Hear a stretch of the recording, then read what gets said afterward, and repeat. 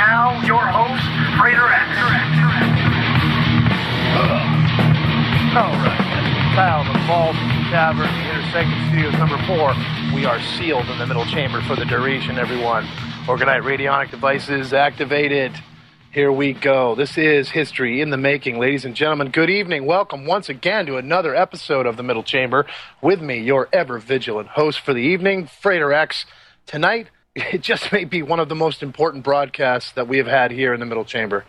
We have a genuine insider from behind the chamber doors, the most powerful side order latched onto Freemasonry in the world. The Supreme Council 33rd of Dallas, Texas. The valley of that's the valley that we're going to be dealing with tonight of the Scottish Rite. What a show. What a show we have planned. My dear listeners, you have a very unique opportunity this evening. I mean, this is it, indeed. A premier media presentation, broadcast live, nowhere else before. You're hearing it first here, right here, in the Middle Chamber. A first look inside one of the most mysterious and infamous orders on the planet today, people, from the vantage of a former active member of the administrative staff of the Dallas-Fort Worth Supreme Council of Scottish Rite. Ladies and gentlemen, what you're about to hear tonight, live in the Middle Chamber, brought to you by American Freedom Radio, by the way, the world's meeting place, is testimony which could be, I believe this goes very far to corroborate many of our worst suspicions, fears, and speculations with regards to the limitless, underhanded dealings conducted behind the closed chamber doors of the Supreme Council of the largest and most powerful appendant order to Freemasonry, which is, of course, the Scottish Rite. Now, once again, let us make a few points very clear right from the beginning, right here and now. And one of the main points I want to stress, people listening right now, the Scottish Rite is not, in fact, Freemasonry. That's right. This is the biggest secret. It's not, in fact, Freemasonry, but merely a side order which predicates membership on a man being a Freemason. The Scottish Rite is simply one of numerous such orders, appendant bodies. This point cannot be stressed enough. It may seem like nothing to a uninitiated, a non-Mason out there listening right now. You think, well, what's the big deal? What does that matter? Believe me, it matters. It's huge. We're talking about the largest and the most powerful appendant order to Freemasonry, which literally controls many aspects of Freemasonry. So, that's why. That's one of the reasons why this is very important. And anyone that becomes a member of the Scottish Rite has to swear complete and unquestioning loyalty to the Supreme Council, 33rd degree. They send out letters of invitation, applications to any Master Mason, any Blue Lodge. I got one here in the jurisdiction I'm in right now.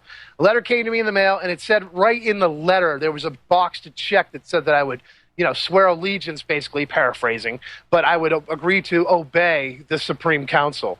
Right in the application, I don't know anything about the Scottish Rite as far as they know, or maybe I do. But this brochure is just an overview. So basically, okay, that's one of the things we have to make clear to everyone. The Scottish Rite is not, in fact, Freemasonry, okay? Also, the Scottish Rite claims to have authority over, that claim it has over authority over any part of Freemasonry, and rightfully deserves the respect and obedience it demands and commands of its members. This is, in fact, a fraud, people, committed worldwide, unbeknownst to millions of well-intentioned Freemasons out there who have no idea that the Supreme Council, it commands its authority based on its own self-declared authority with no real legal right to that claim, frankly. In the sphere of this, in the sphere of Freemasonry, ancient craft Freemasonry, especially in America as we understand it. Here in America, in fact, and here's another huge whopper of a secret. And this, again, may not seem like a big deal to a non-Mason, but it is huge. This is a huge secret. You want to talk about secrets? I'm revealing a huge secret right now, but guess what? This secret isn't even mentioned in the ritual. It's really not. It's not stressed at all. I'm not even obligated not to reveal this. Yet it's the most powerful, the largest secret out there right now with regards to American Freemasonry. Here it is, ladies and gentlemen, here it is. The York Rite is actually the complete system of ancient craft Freemasonry in America. The 4 orders of the York Rite include the Blue Lodge, which is the 3 degrees of ancient, or that we know of. We hear about them all the time. Entered apprentice, fellow craft, master mason. That's the Blue Lodge. But in the York Rite, that's just the beginning. There's 4 orders. The other one is the chapter of the Holy Royal Arch, and then the Cryptic Council, and then, of course, the chivalric orders, which include the illustrious Royal Red Cross, Malta, and Temple. The orders of the Temple, the Order of Malta, and the Order of the illustrious Red Cross. Now, of course, our guests will confirm for you immediately tonight that the Scottish Rite doesn't want anyone to know these facts. Why? Why don't they want anyone to know these facts? We'll explore this as we progress through the evening. And for the record, I want to state it. I want to state this right here and now. My motive, to be very clear, aside from having Brother James come and corroborate my thesis with his testimony, I mean, really, it's a selfish reason, I'll admit, because he's going to actually lend corroboration to my thesis. His testimony is, in fact, one of hopefully many witnesses that are going to bring the truth and the light to all on this matter, to expose the wrongs being committed in the name of Freemasonry, among others, committed on everyone, to bring light to Masons and Masonry, which is, in fact, my sworn oath, as a matter of fact, as a most excellent master of the Order of the Holy Royal Arch in York Rite. And also, of course, to bring clarity to the public with regards to the misinformation floating around, taken at face value for fact from highly questionable sources, claiming equally highly questionable authority. That's right. Tonight's guest comes to us directly from the lair of the wolf pack. That's right. The highest level order within the Supreme Council, within the Scottish Rite. Supreme Council 33rd, that shadowy, notorious group controlling the Scottish Rite, including its vast system of charities and much of Freemasonry's numerous other appendant orders and Grand Lodge systems as well. Tonight's guest served as a paid administrative employee to the Supreme Council 33rd of Dallas, Texas, in the official capacity as envoy to the Supreme Council House of the Temple, Washington, D.C., answering directly to the sovereign Grand Commander of the Supreme Council, Albert Pike's chair, in fact, Ronald Seal, no less, which put him in the unique position many times of being literally a fly on the wall, so to speak, in exclusive meetings of 33rd degree active members, even though he himself is not in fact a 33rd. Once his Masonic star began to rise, though, in the Dallas Supreme Council, in that valley, in that area, things took a drastic turn for the worst. Apparently because of a most personal detail of his life, which he was completely open about and forthright from the very beginning. And we'll find out the specific details of this as we go along. He reached out to me, this brother, as a fellow kindred spirit in the struggle to bring the truth to light. And, after hearing his story, ladies and gentlemen, I wanted to bring him on, not only, to let all my dear listeners know, hear his story and to corroborate my thesis, I'll be honest, but also to help protect him from any future reprisals at the hands of his tormentors. I have also helped by putting him in touch with a half a dozen other radio hosts and other networks who have scheduled future shows, which we can let you know about as this evening progresses as well. After no longer being able to bear the gross miscarriages of justice that he witnessed being committed against himself and many other Brother Knight Masons, he elected to expose what he considered violations of civil rights, which they are, only to have the true nature of the order which employed him become nightmarishly clear. Aside from writing the book released by New Falcon called Freemasonry's Cult Abuses, Human and Gay Rights Controversy, it seems that our guest for the evening, Sir James Robert Wright, is working on another book coming from New Falcon, along with other articles as well. So we're going to ask him about that too. What an amazing opportunity we have this evening, ladies and gentlemen. We're going to speak with him this evening about things that no one really has access to, because no one's being as forthright and coming forward and being honest about these things. If we have time in the second hour, we'll open the phone lines too to give listeners a chance to access our special guest this evening.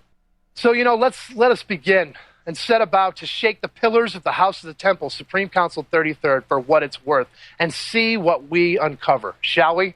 Now, first, I'm going to read this. Well, let me just read this right here. Sir James Robert Wright, 32nd degree, is 30 years old, from Dallas, Texas, and has held many positions and decorations in his Masonic lodges in the Scottish Rite, in keeping with preferred family tradition. Showing such dedication and devotion, James quickly became a notable figurehead in Texas Freemasonry more rapidly than most his age. His ancestral roots can be traced back to the Wiseman and St. Clair families, of which many of the males were bred and dispatched as historical Templars at the time of the Crusades.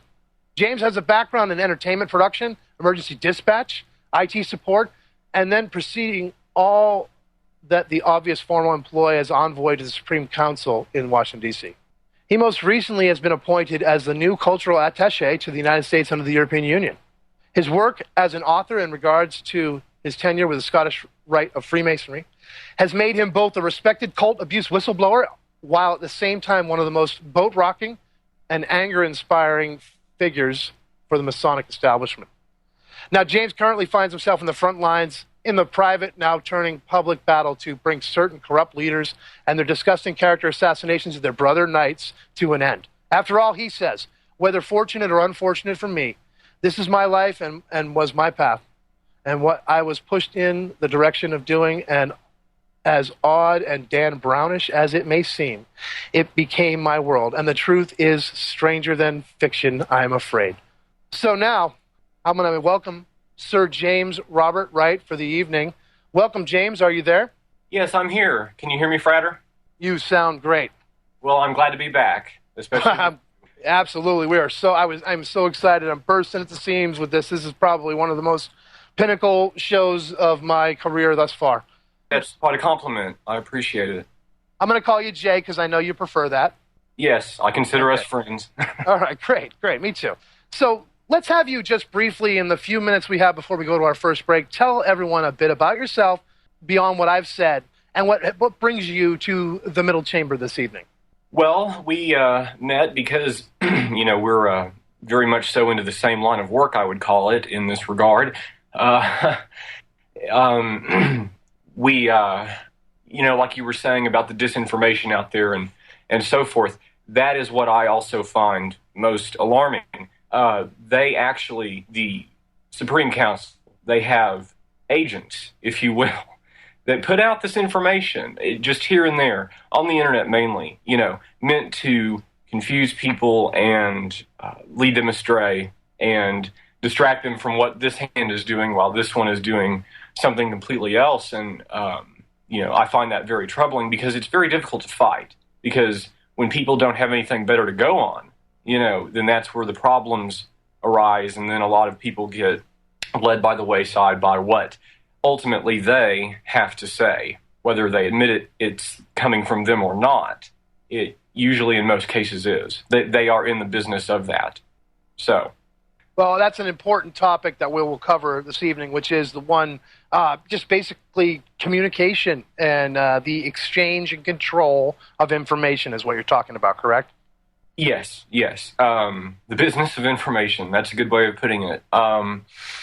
So much of Freemasonry from the very beginning, when you're just a guy walking in the door to perhaps inquire about becoming a Mason, all the way until your golden years as a 33rd, it's all about the control and flow of information and who is best fit to sit in which chairs, whether that's on a local Blue Lodge level or all the way up to the Supreme Council or the other subordinate councils around the world.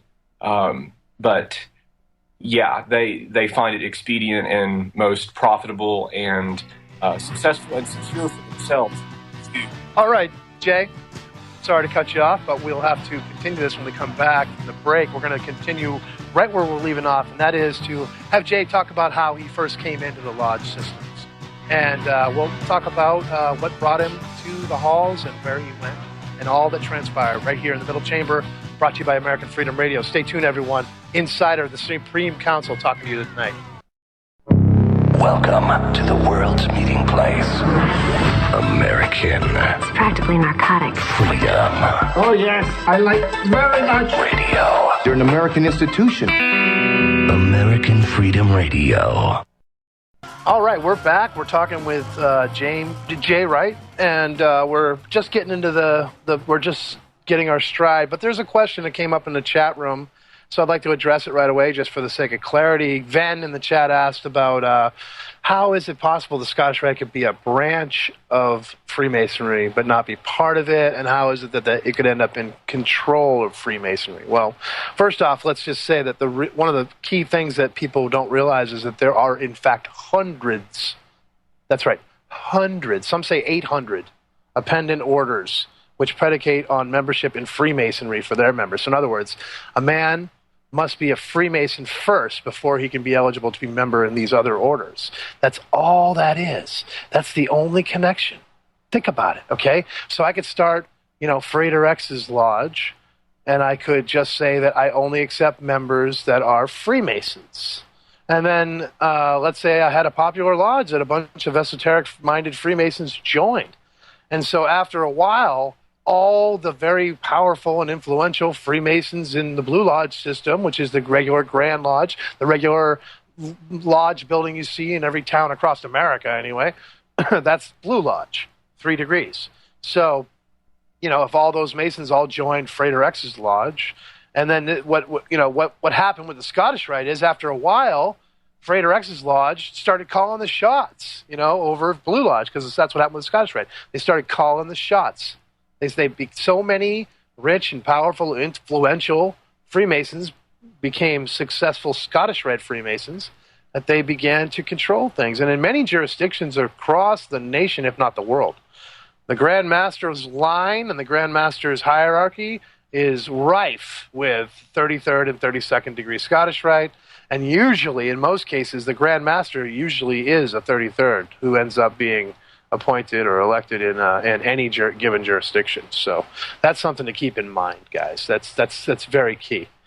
And so how did the Scottish Rite, in fact, specifically become such a powerful order? Well, maybe we'll explore some of that tonight. That's part of the meat of my thesis, which is the secret war inside Freemasonry. That's what a lot of the book is going to do, is set the stage for that. So, having said that, let's set the stage for this conversation tonight. This high drama, which it in fact ends up, this is what we end up dealing with tonight, is high drama, ladies and gentlemen. This isn't you couldn't make up the story as it unfolds. Okay, so it begins with our friend Jay, who decides that he wants to join a local lodge in his home area where his family has a home and where his family has been established for many generations. And he knows that his own grandfather was a Freemason, was a high-ranking Scottish Rite, influential Freemason. And so he decides he wants to join the lodge. What happened, Jay? Well, I go and, at the recommendation of my aunt mainly, I go and join.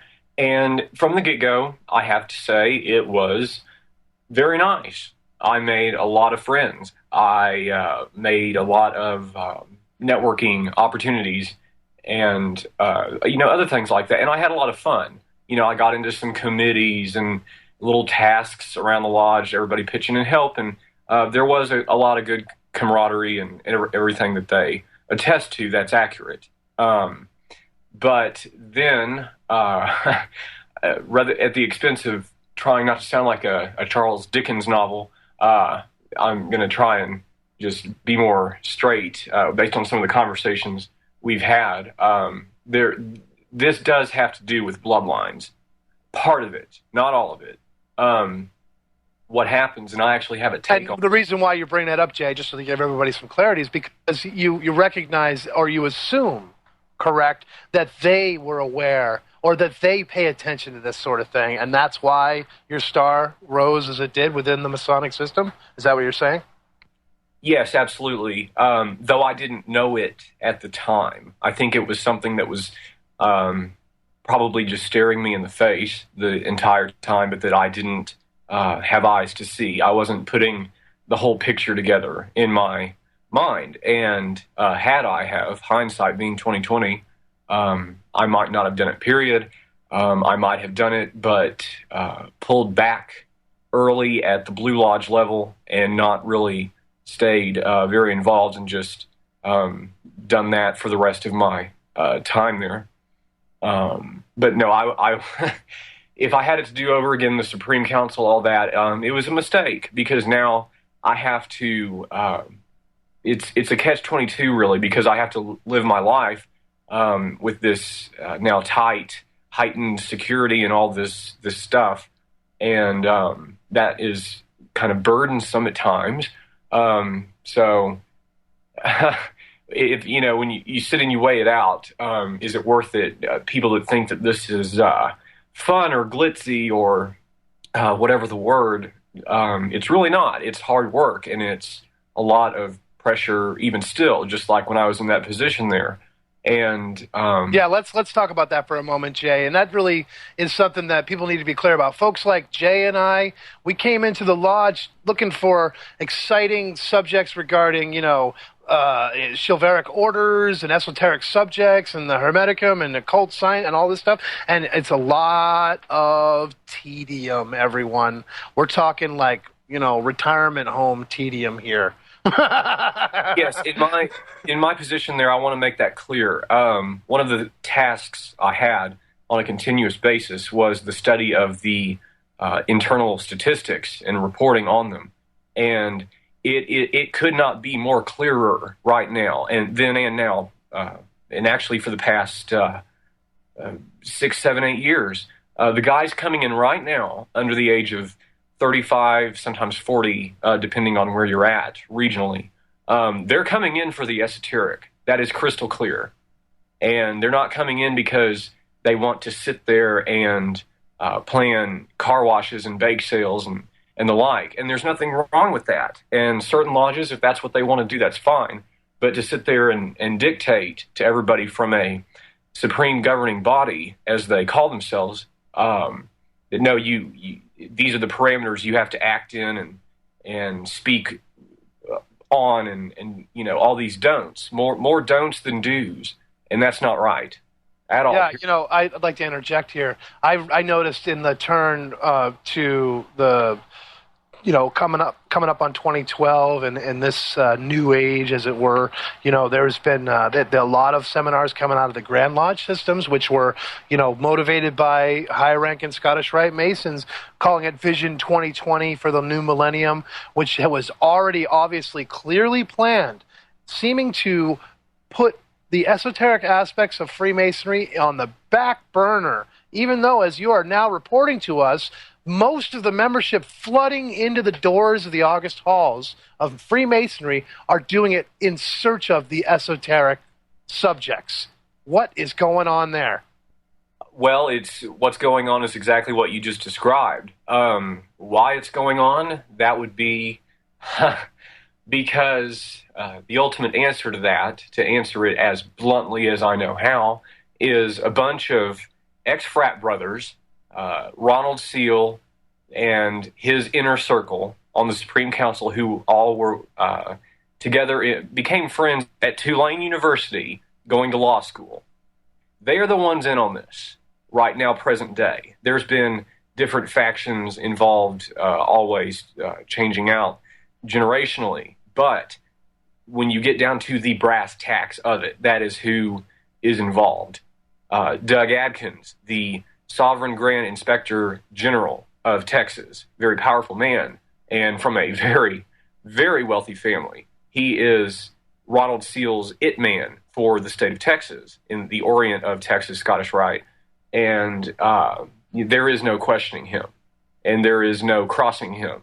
And that's just on that level when you're there. If you're just another 32nd degree Mason. And, as you well know, Frater, when you go through these Masonic degrees, at every angle, on a basic psychological level, my half-sister is a psychiatrist, and so I had to listen to that for years, so I know a thing or two about it. I do not claim to be one, but on that level, what they're doing is blatant, very strong intimidation. It has to do with our oaths, our rituals, the military precision, all that. And there's components of each that obviously have good material in them. But then you have what's so just awful and puts these guys, I've said this before, and it's insulted a lot of brothers and even some I consider friends, but I don't mean it the way it sounds. But there is a certain degree of mind control going on, and that has to be recognized. It has to be. Because if you sit there in denial and no, this couldn't possibly be happening to me or anyone I know, then you clearly don't know, and you're mesmerized by what they are throwing at you, and you're probably not experiencing any problems in the system. You're happy where you're at. Maybe you think you're about to get where you're going to go, and watch and wait, because it doesn't work out that way. You know, Jay, I often map out what I call the 5 types of Masons. And anyone who wants to check that out on my video series, you can find that right on my website. Yes, I could not agree more. And so that's part of the motivation, I think, for some Masons. But, you know, you get into other areas, you know, it's not all, you know, I mean, I think you have some Masons that are just lazy. I mean, like anybody, if you're going to give them 32 degrees in the Scottish Rite for doing nothing but showing up for one-day class, and they get to be, you know, claim some sort of high rank from that is so contrived, but nonetheless, you can make, it's like bragging rights, as it were. And this gets into a whole other aspect. See, I believe that there's a gross dichotomy that exists within ancient craft Freemasonry. Because on one side, we're saying to the individual as they come in, we're going to help make good men better. And it's a celebration of individualism at the highest level. The idea that a man could improve himself deliberately and become able to approach the divine, in a nutshell, in many ways. On whatever level one may interpret that, because as we all know, the egalitarian aspect of Freemasonry is that there's no one version of religion or creed that's supposedly recognized, but it's open door policy to any interpretation. So that's wonderful for the inclusive aspect that it provides. But in fact, there's a dichotomy, because there's that individualism, and then there's at the same time what you described, a certain militarization, paramilitarism, especially within the orders of chivalry, I have to admit, and it's always been sort of troubling to me. But I try to rationalize it in this way. You spoke once in a conversation we had prior to this show about you sort of dismissed the idea of memorization in the Blue Lodge as sort of kind of unnecessary, maybe it seemed. I don't know, correct me if I'm wrong, but just it seemed like a lot of work for a little payoff. But I kind of view it as a mental exercise, a way to actually work the muscle of the mind in order to improve the thought process. And I think that there are aspects of the rest of the system within ancient craft masonry that provide that means as well. As I was just trying to point that out. Go ahead. Well, yeah, actually, on the topic of the memorization, you know, I'm not I'm not so much against that, and the reason being is because there is material in there that if you want to study the esoteric order of things in life, in general, period, then there is information contained largely in the 3 Masonic Blue Lodge degrees, which give you a good groundwork, a set of working tools, as they call it, you know, to pursue whatever you're going to pursue. Now, the problems, the discontent with the younger guys starts when they get started with that. You know, they get shown the door, but then they get told it's locked and you can't go in. And then they throw up their hands and they walk out. And that's currently what's been happening and why they're suffering so. Okay, Jay, but for you at first, your experience was that you entered, you found it to be pleasant, you moved forward, you recognized that there was definitely an attention or an emphasis, an awareness of the bloodline aspect to your personal family history as well as others, and your star began to rise. When we return, we'll talk about how you came to the door of the Supreme Council chamber. Right here in the middle chamber, brought to you by American Freedom Radio. Gateway to the world, everyone. Stay tuned for more with this insider from the Supreme Council of Dallas, Texas. We'll be right back. This is the Middle Chamber, brought to you by American Freedom Radio, which is your place for the New Thought Revolution, your center, your meeting place of the world. Right here, we are going over things that you don't find. I mean, who else is talking with Supreme Council insiders on the internet today? No one. Who else claims, you know, membership in 9 esoteric orders and can give you firsthand experiences, firsthand understanding of the ins and outs of these orders? And, in this case, what we're talking about tonight is some of the darker sides of the activities going on behind closed chamber doors. We've got a question in the chat about the Jesuit order and their influences over other orders, esoteric orders. I like to subscribe, I think, to the metahistory.org, John Lamb Lash, author of Not in His Image, his version of events opening in the fields of Persia 10 to 12,000 years ago, whatever. How, there's so many estimates on time there, but a long freaking time ago, everyone, there were two orders, the Illuminators and the Illuminati. The Illuminators were sworn to help souls totally self-actualize, to free themselves from delusion, to understand and perceive the truth and enlightenment. And then there was the Illuminati. Those were the Illuminators, the Fosters, like foster parent, P-H-O-S-T-E-R, as phosphorescent, as in light, bringing light to people who, they were sworn like bodhisattvas to help people free themselves. And then there was the Illuminati. The Illuminati used all the same tools, the same toolbox, but they were sworn to mislead, to divert, to use misdirection. Spiritual three-card Monty. Don't pay attention to this hand that's picking your pocket while this hand's doing elaborate gymnastics in front of you. Three-card Monty. When I was a young man wandering the streets of America, a three-card Monty artist approached me and offered me a way to make an easy buck, being a mark, being one of his guys in the crowd that would pretend to win, give back all the winnings after the scam was done, and then bilk somebody else for their earnings, for their money. I didn't even understand what I was being asked to do, so I kind of said no, but I watched. And he hired some other kid that was standing on the corner, and he gave him some money, and he said, "Come, just start betting, and you'll win. I'll make you win, and when at the end I'll take back the money I give you, paid out, and then I'll give you a little bit for doing it." And what he was doing was trying to convince somebody that they could do better, that they had it down and build their confidence. It was a con game, So, I mean, that's part of what we're talking about here. Misdirection. I talk about it often, the difference between individualism and collectivism. The collectivism is the idea, as Ayn Rand put it, of celebrating mediocrity as we stifle excellence, looking merely for obedience as our goal in the prospects that we elevate in the inner circles of these orders, people who are obedient to the cause, not people who are employing critical thinking, cultivating wisdom, independent thought. This is not allowed. We don't want this. We want people who are obedient.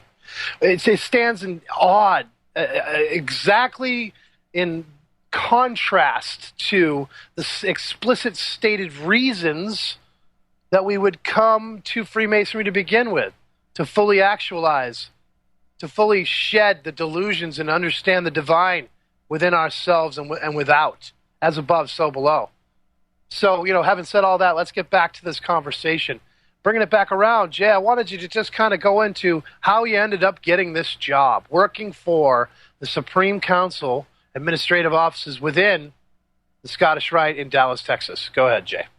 Well, it had to do with the bloodline thing, like I mentioned. I didn't realize quite going into it, but coming out of it, and then, of course, having done my homework, research, everything else directly after, it was soberingly clear. And then, I even got a couple elder family members to finally admit some things and put the pieces together for myself.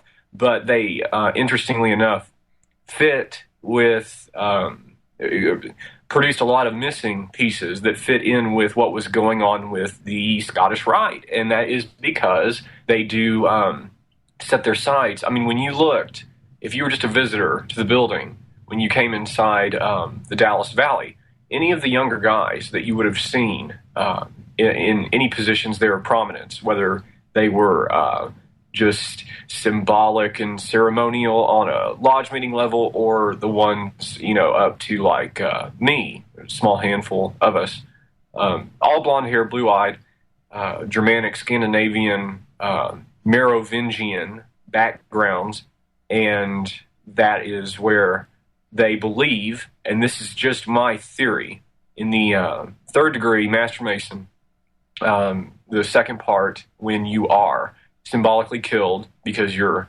as the candidate, you're Hiram Abiff, and you're going through the reenactment of his murder. When you are resurrected, and they go through the 5 points of fellowship, and the final one, fifth, being when mouth to ear, and the whisper of the password, Mahabone. Mahabone is Sanskrit for holy child, holy child. And what they are doing there is in a full-blown ritual, which is any ritualist, esoterist, anybody who's ever picked up and read a book of magic will be able to tell from sitting in a Masonic meeting. They are, in their methods, the way they conduct it, they are opening up a full-blown circle in the circumambulation and calling the corners and such, or whatever you want to call it. And they're drawing in these energies, and that right there in the master's ritual is my theory of where that apex moment is, where they whisper that word to you, and you hear that in Sanskrit and so on with that ritual, that energy. And at that moment, if you have this sort of bloodline in you, possibly, which a lot of people do, then you sort of have it activated, they think. And then if you're not, and you don't, then you become, in most cases, coincidentally, one of the old guys who's just into the fundraising and, coffee and steak nights at the lodges. So that's where you get the divide, is from that ritual onward. This is just my opinion, but it's heavily supported in the ritual and so on. I mean, after you become a 32nd, where you go from there is you go on the Scottish Rite Research Society, and that's where, if you do good enough work, where you're going to be handpicked and invited to get your KCCH and then 33rd degrees. So that's where I tried to take it, because I wanted to study that esotericism, in depth, in major depth. And I ran into so many obstacles. And then, of course, very strong political ones when I got in that position there. It was all, then it became about the presentation. How did I look? I cut my hair a certain way, dress a certain way. They were very, very strict about that, and it irritated me to no end. It's not like I would go into the office at grunge or something, but yeah, it was just mind-blowing. And yes, that is the reason, the bloodline. Okay. All right. Well, we kind of went off on a little bit of a off course, just a little bit, but let's bring it back around. So yeah, we got to the place where you ended up securing a position in the administration, and you found once you got in there that, in fact, these highly coveted positions, you're expected to perform to a certain standard. Now, I also just want to, I'm sorry, I hate to go off topic, but I want to rewind a little bit and go back to, I went off on my own little tangent there, and I didn't finish my thought. And just for the sake of the chat room, I wanted to finish the thought when there was talk of the Jesuits and the idea that I brought up about the Illuminators and the Illuminati, to follow that to the completion. Oh, yes. Yeah. Actually, that stood out to me when you said it. Thank you. Yeah, I know. I forgot to bring it back around. I got all caught up in the emotion of it, which often happens. But yeah. What I meant to say is that it moves down through the ages from that initial struggle in Persia. And, here's our break. When we come back, I'll finish that thought, everyone, and then we'll pick it right back up where we left off with our great guest tonight, James Wright, talking about his book, Freemasonry, Cultic Abuses, and the experiences he had at the Dallas-Fort Worth Lodge, the Supreme Council. We'll be right back, everyone, in the Middle Chamber, right here on American Freedom Radio. We're going to have Jay come on for probably like 2 or 3 more shows just to get through all this. This is truly such an exciting time, everyone, to be a voice in this cyber virtual wilderness of truth seekers and new thought paradigms and solutions. I'm telling you all, this is something I've been looking forward to this show all week. I've been going over what I wanted to say and just like what I wanted to ask and what I wanted to hear from our guest tonight. And we want to talk about everything, but I wanted to come back around, like I said, and finish my thought with regards to the Illuminati, the Illuminators, and how that ties in with the Jesuits. So as we move down through history, we come to, after the Illuminators and Illuminatis of Persia, we move into Egypt with the Sethians and Osirians. Basically, another branching of the same tradition.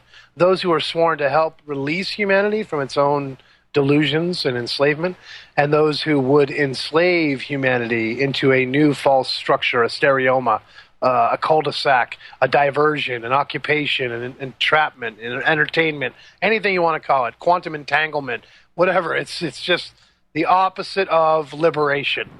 And then as we move forward so we go from the Illuminators and Illuminatis to the Sethians and Osirians, and then we come to the Jesuits and the Freemasons. The Jesuits, of course, the Catholic order, and the Freemasons and the other holy Protestant orders that followed, like the Rosicrucians, for example, are on the other camp. And it travels like that through history. So that's hopefully an answer to your question. Now, why does that matter? Because it brings us up to the present, where I would be willing to say, and Jay can correct me or offer his, whatever opinion he may have with regards to this, but I would be willing to say that the Scottish Rite and the York Rite maintain that position in modern times in the same way as... Now, let me qualify this, though, in having said this. I am not naive or delusional enough to suppose or to assume that the York Rite is a pure organization without, the infiltration from the agents of the Scottish Rite and other orders in or associated with Freemasonry that have an agenda, mercenary or otherwise, that is divergent from the landmarks of ancient craft masonry and the agenda that we've already discussed, which I believe is the esoteric agenda of self-liberation, self-actualization for the individual. And so, I'm not supposing that that the York Rite and other appendant orders that I find, worthy and I cherish as, worthy endeavors, I'm not supposing, or am I not, so naive to believe that they're not infiltrated by the same agent provocateurs that are found in these other orders. But still, having said that, I think the potential remains within the York Rite for the individual, if he can resist or hold off the onslaught of misinformation and disinformation coming at him, to find that golden path that I think I found, and I believe that our guest tonight may have found. And others, too, who are esoterically minded, who understand the Grail Quest, as we have laid it out in shows before, and we'll talk about tonight. So, all right, having said that, one question that comes to the chat to you, from the chat to you, Jay, is with regards to orders above the York and Scottish Rite. Now, let's table that question, because I think that's an important question to discuss a little bit later on in this second hour.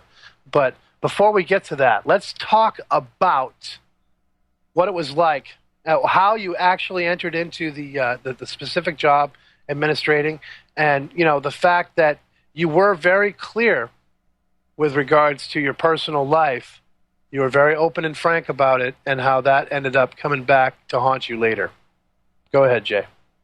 Yes, I not only actually was I open and upfront when I was petitioning my mother lodge to join Freemasonry. One of the questions they asked me at one of the dinners, going up and just meeting them, was, do you have any reservations of joining? Is there anything at all you can think about that you think might cause a problem? And I brought it up, my sexual preference, and they said, oh, no problem. No, because, we're all for the progression of human rights and liberties and freedoms and so forth. So, no, that's no problem at all. And then going into that job, I brought up the same question again and again. The answer was, nope, not a problem. You'll be fine. And what grew and changed about that was not the people I was necessarily working with on a daily basis. What changed was the elder faction, who do not want to see any change happen in Freemasonry at all, period, anywhere at all. They were the ones who were starting to assemble in numbers. It started out, like around the water cooler chat in the lodge buildings, but they assembled and they went in number to the both the Grand Lodge of Texas and the Scottish Rite Southern Jurisdiction Supreme Council and demanded, something be done.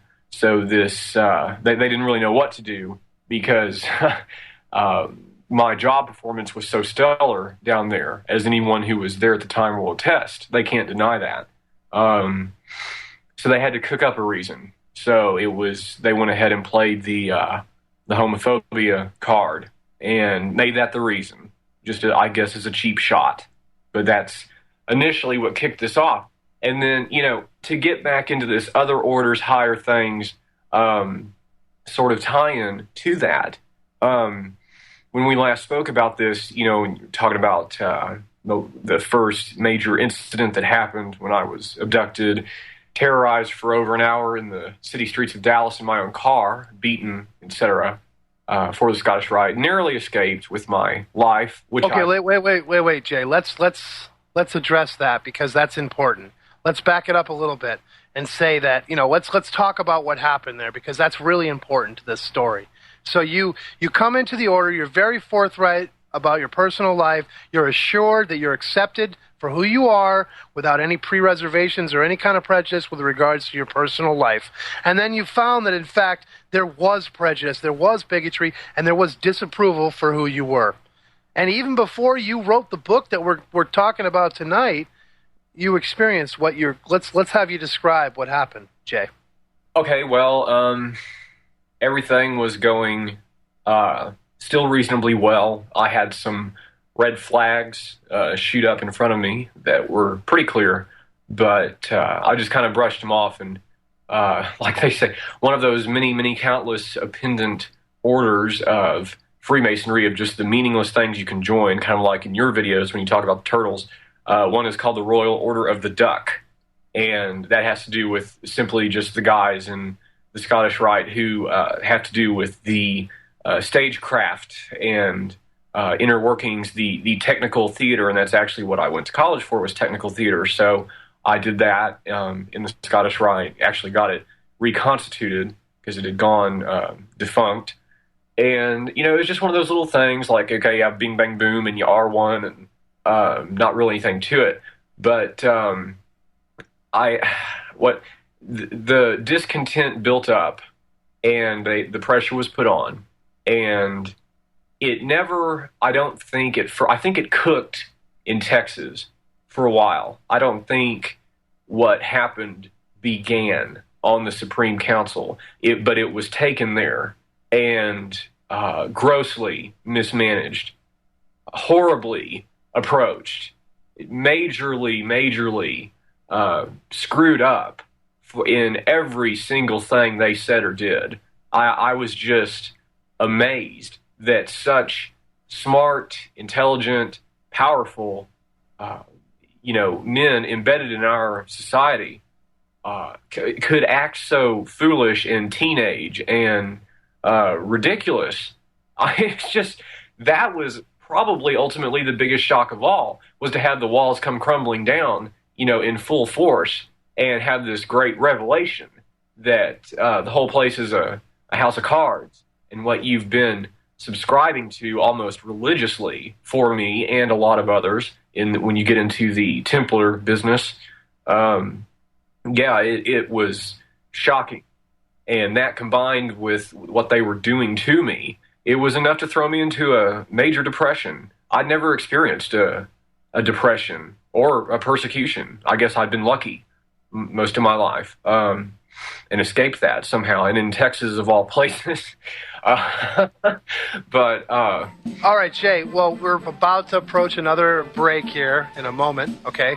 So when we come back, we're going to talk about a specific evening that you went out socially and what happened to you in the middle of this experience you were having. With your host, Frater X, here on American Freedom Radio. We're going to be talking for the rest of this hour with our guest tonight, Jay Wright. And guess what, everyone? First ever, unprecedented, anywhere in any of our broadcast history. We're going to have a third hour tonight. That's right. We're going to extend this interview because we're just getting into it. And I don't want to stop this. I want to keep this train rolling. So we're going to have a third hour. All right. Let's just keep this ball rolling. Now, Jay, go ahead and pick it up where we left off.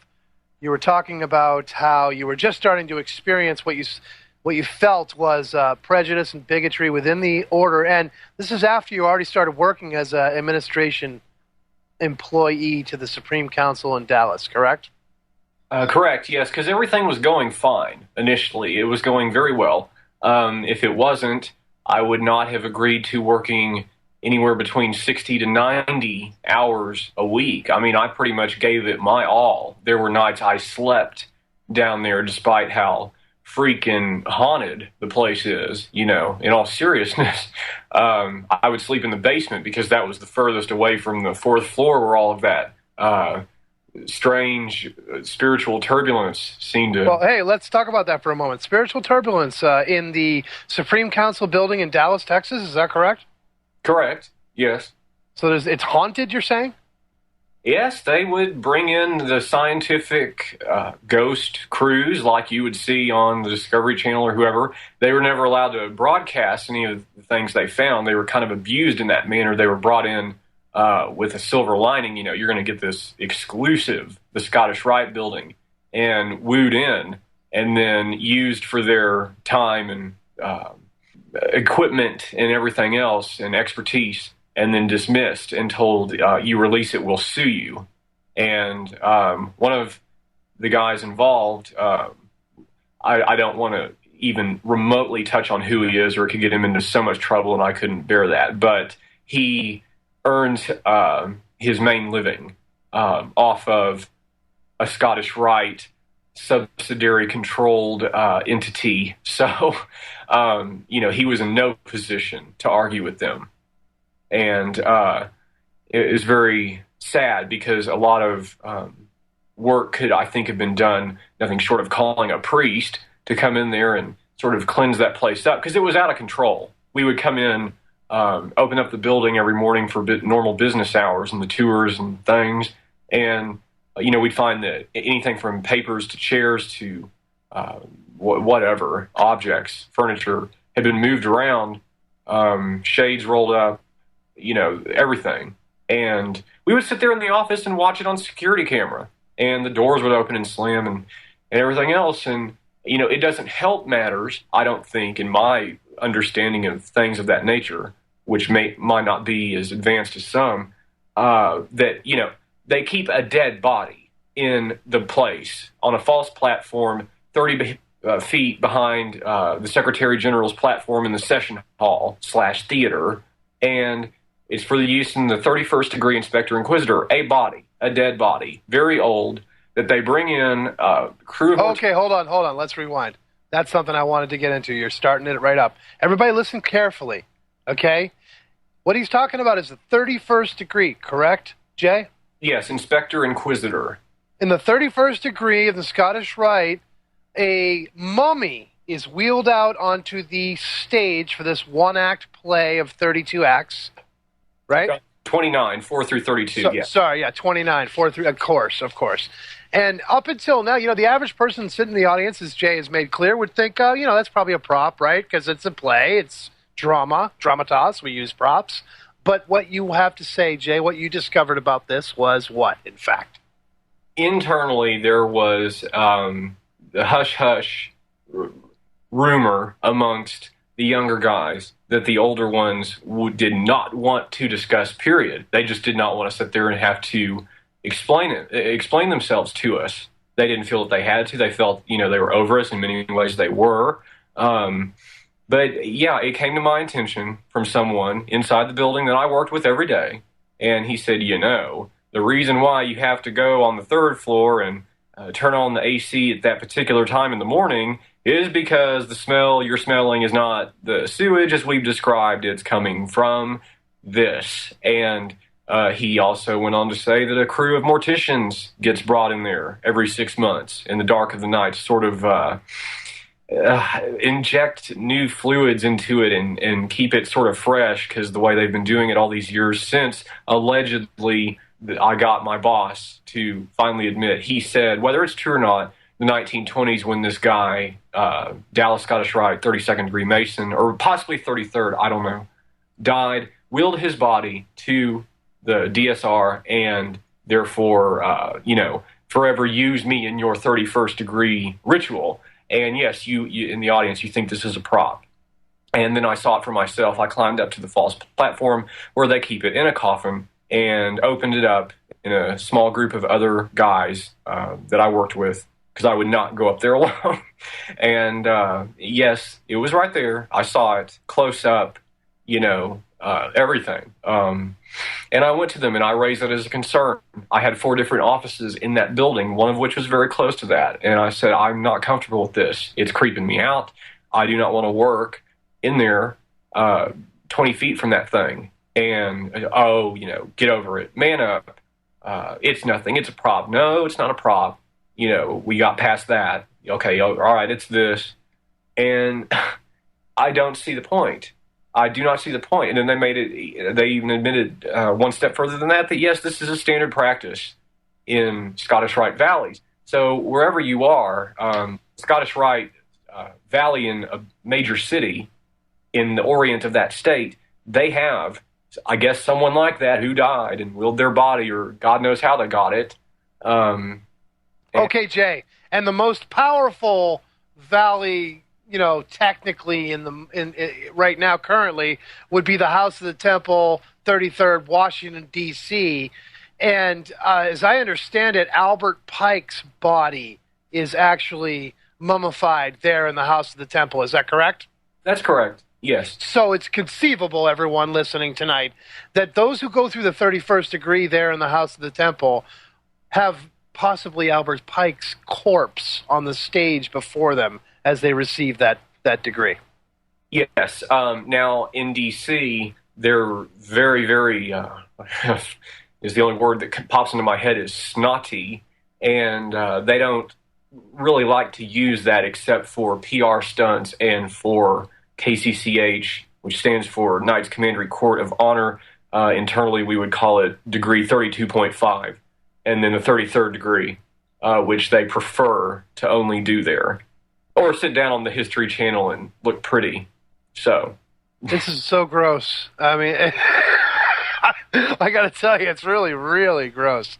I can't believe it, It challenged my beliefs, just learning something like that. It's like, what are these guys doing with that? Why must you keep a dead body? Why can't you go over to this place called Norcosco in Dallas, which sold all of the stagecraft, props, scenery, everything you can imagine? I dealt with that when I worked in theater.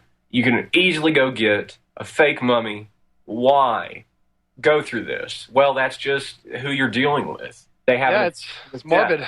Yes, morbid. That comes out of our Blue Lodge. Okay, let's keep moving forward, Jay. All right, so now you're experiencing all these strange and outrageous things. You're an employee in this building. You're an envoy to the Supreme Council, House of the Temple in Washington, and then you realize you're beginning to sense that you're being targeted for your lifestyle. Obviously, jealously targeted by those who would covet your position, I would be willing to wager. And, of course, you have made associations in extra appendant orders outside, but that are influential in the Dallas area. People that have, you've made friends with folks that would arise more jealousy from your peers within the Supreme Council in Dallas, correct? Yes, that's happened a lot. And I don't want to really get really specific about that, but I just wanted to get to check with you and see if that was true, and move forward from there, Jay, before we run out of time in this segment, and talk about what happened the night you went out and experienced one of the most shocking ordeals I've ever heard of anyone involved in Freemasonry. Yeah, really quick there, I should interject that, I've had some from the inside the net, as I say, brothers come at me through sort of a knee-jerk reaction and try to say, try to debunk anything I'm saying. And I should say as a disclaimer that anything I bother to open my mouth and say and speak about, I have evidence to back me. I had evidence with the amount of time, 60 to 90 hours a week. You have evidence on your desk at home, in your car, in your briefcase, on your smartphone. I have what I call my evidence box, and where I keep all this. And there's duplicate copies in strategic locations should something happen to me. But they tried to say, like in those Masonic charges I sent you that they just recently sent me after all this time, that one of the things, of the many, is that I committed slander and libel against Brother Masons. No, I did not, and have not. Everything I'm saying is true and can be backed up immediately. I can drop the evidence right on the table. So I just want to make that clear. But yes, there was one of the worst nights of my life. I know what the definition of the word terror and terrorism is, because I lived through a little over 1 hour of it nonstop for a night right after having left there. And I was out one night struggling with the onset of this depression I went through, and thankfully got over. And I'm just out doing my thing. I dance a little, drink a little, and I meet this guy. And he seems to be very interested in me. And, like we're clicking and everything. Well, the club is closing, we're leaving, and his car was parked closer to the building than mine. We walked out together. And mysteriously, whatever reason, his battery would not start. He asked me for a ride back to his apartment. I naively agreed. It was one of the biggest mistakes of my life. Once we were on Central Expressway in Dallas, he started to beat me pretty badly. He produced a bottle of whiskey, slung it all over the interior of my car and me, and said, if we get pulled over, we're going to jail, and I'll kill you there. He made it crystal clear that this was for the Scottish Rite. That's a direct quote. And that continued for an hour. He made me drive around the city of Dallas. He poured a bottle of water out on my cell phone, shorting it out, rendering me unable to even attempt to phone someone or anything. I mean, this was complete, full-blown terror, abduction. It was awful. I've never experienced that pure, that long and drawn out of adrenaline. And it's just, it was a lot to get through and work on, therapy and everything else. I can talk about it now pretty calmly, but it's been a long road getting here. But yeah, and as luck would have it, because it became clear to me, I'm going to die tonight. We were getting further out on I-30 by that point. It was midnight, and the feeling washed over me. You're going to die. And as luck or God or fate, whatever, would have it, we came upon this busy racetrack gas station, the kind with 30-plus pumps, the space for big rigs, everything. It's bustling at the seams, busy as can be. And so I jumped the car off the freeway, throwing him completely off guard, actually kind of throwing him into the passenger door somewhat, and, from not attacking me. And we landed in the parking lot, threw the brake, bailed out at my door as quickly as possible, started screaming for help. Two guys ran over and grabbed him, pulled him out of my car. He was still acting crazy. Pulled him right out. I thanked them, jumped in, drove off. He jumps back on the car. This complete scene is ensuing. And it's like something out of a horror movie. And I'm living this. And I'm swerving around. He's holding on to the top, punching through the glass, still trying to grab me, grab the wheel. It's crazy. So I'm pointed in the direction away from Dallas. I'm wanting to get back in, get home, get safe. And so I do a sharp U-turn at about, I think it was 35 miles an hour. It threw him into the guardrail on the overpass I was on, and I hope it broke every bone in his body. I hope he hears this. I hope they hear this, and I hope they know how I feel about that. So that is what happened.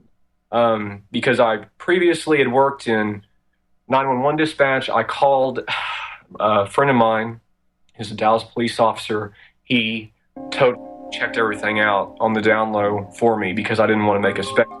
What could I say? And in Dallas, they're so conservative. You go to the police, with the first instance of something that is in any way gay, and they're just like, "Nah," All right, Jay. Well, when we come back from this break, we'll talk about what you found out from the 911 dispatcher about the individual who attacked you. Everyone, stay tuned when we continue with this amazing story. Listening to The Left-Hand Path, which is notoriously the dark path. And that's the path we've actually walked down now on our journey through this conversation tonight with Insider Jay Wright, Supreme Counsel 33rd degree Dallas Fort Worth, Texas Insider Jay Wright, who has started us on this journey. Now, before we continue, just to keep it suspenseful and dramatic, everyone, before we get back to where we left off in our amazing cliffhanger, we're going to bring in the caller who's been waiting and waiting patiently for 45 minutes now from the 403 area code. Welcome to the Middle Chamber. You're talking with Frater X and Jay Wright, Supreme Counsel Insider from Dallas, Texas. Go ahead, caller. What do you have for us? Hello? Yes, sir. Go ahead. Oh, okay. You're live. Okay. I actually missed your first hour, so I'm just sort of tuning in a little late here, but anyway, I won't draw out a big drama here. Just coming at this I'm actually calling from Canada, so coming at it from maybe a different perspective, but maybe you can just give me a quick commercial 30-second overview of the Dallas kind of esoteric community, and then after I hear that, I'll fire a couple questions at you. I'm not sure I understand your question. You want me to explain to you the Dallas esoteric community of what? Sounds awful like you're wanting to hear the significance of why that's such a power center there. Is that it? Yeah, I mean more from, I guess, from your perspective or your observation, what your sense of what you were exposed to. I mean, your take on, I guess, the positive. Because I'm assuming that not everybody involved in this Dallas area is aware of anything that is, maybe not right. That some of them are blind to what you may have observed or what may be going on, or that kind of thing.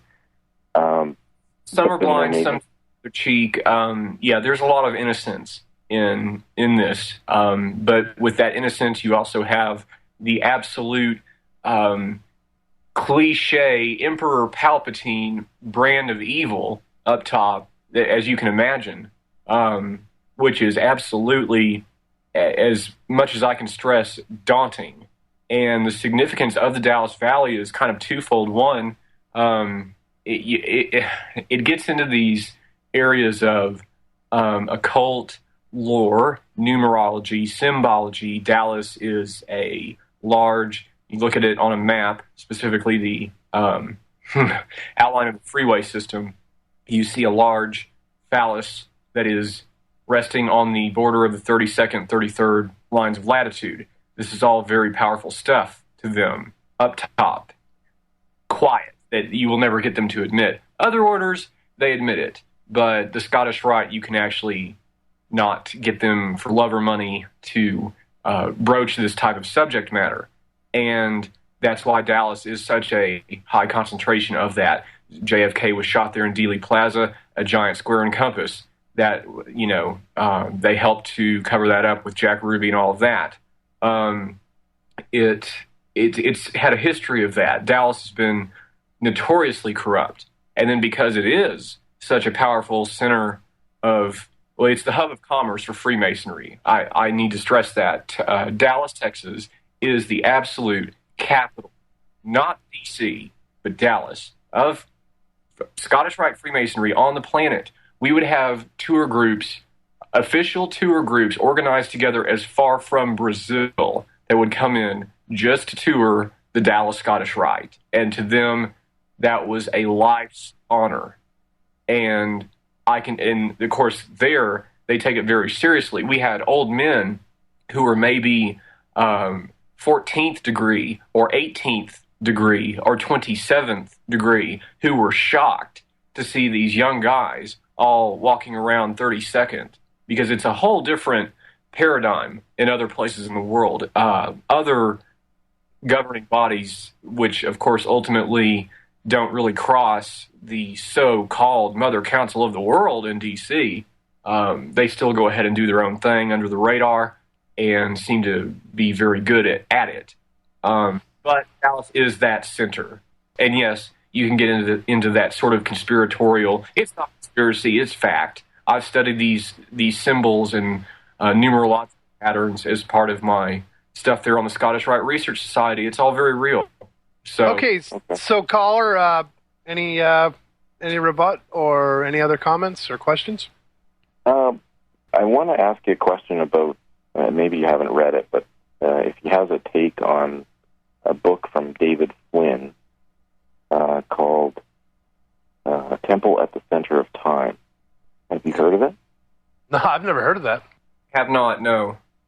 It's basically, David Flynn was, I wouldn't call him a scholar, but I don't know anyone else who went into this in depth as much as he did. He found out that Isaac Newton was obsessed in the later years of his life.